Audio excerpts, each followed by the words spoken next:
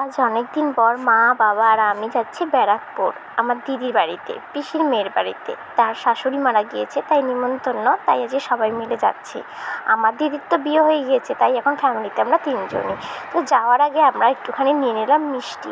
তো তারপর ট্রেনটা পেয়ে গেছিলাম বলে আর ভিডিও ক্লিপ নিতে পারিনি। তো দেন আমরা শেওড়াফুলিতে নেমে লঞ্চ পার হয়ে নিচ্ছি।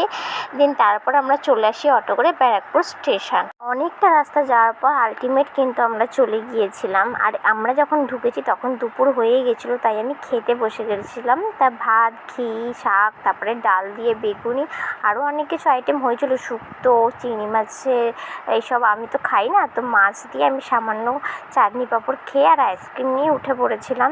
দেন ওখান থেকে চলে গেছিলাম একটা জেঠুর বাড়িতে। আর তার সামনে যে এত বড় কালী ঠাকুর, কি বলবো।